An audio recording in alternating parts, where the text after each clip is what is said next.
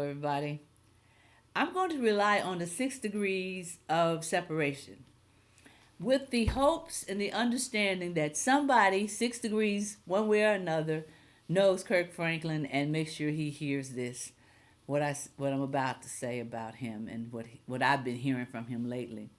I came of age when I was older and yeah, and I like the music and I like the songs and stuff like that, but um, I knew God already and I knew Christ, and so he didn't mean to me what he meant to the younger people. So I'm really excited that they had you, Kurt, to show them that you can have a good time and dance even if you're talking about Jesus, and there's nothing wrong with that. Um, but I was thinking, listening to you on Pivot the other day, how you encouraged me. Um, you talk so freely about what has gone wrong, what your harms are. I try really hard to be vulnerable, and it's difficult for me many times because I just don't. I'm not blaming anybody, not my mom, not her sisters, not her mother. Um, I'm just saying I bought into how to be emotionally. So I appreciate your being just out there, feeling what you feel and saying what you feel, and dealing with what comes from that.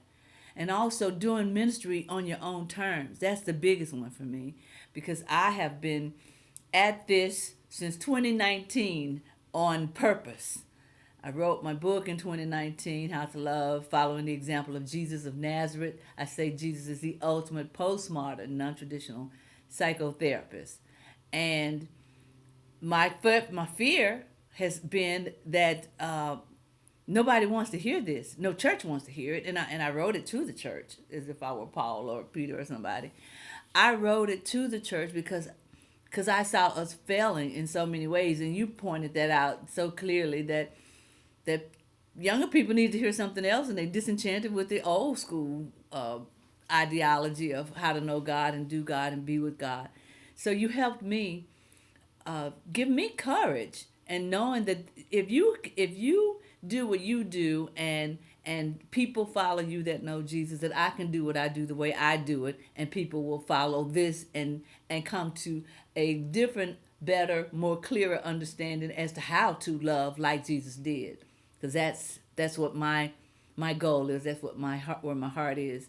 So you helped me to know that I can move forward. And as I listened to you guys talk, I just kept thinking about me and where I am, and comparing myself to the struggle that you're having. And because I have shared this with enough preachers for anyone, and let me just say, all of them thought it was a great idea, but nobody asked me to come and share.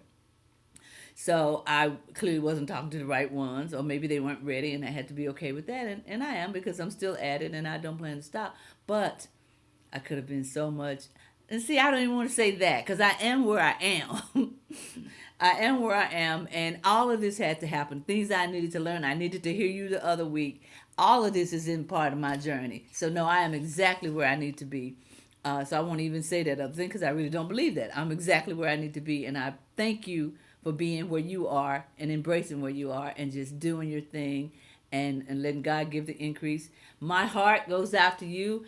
If it means anything to you, a whole lot of us are right there with you.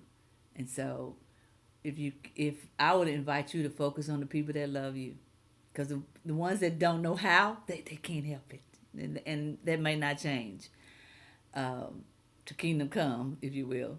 So thank you from me.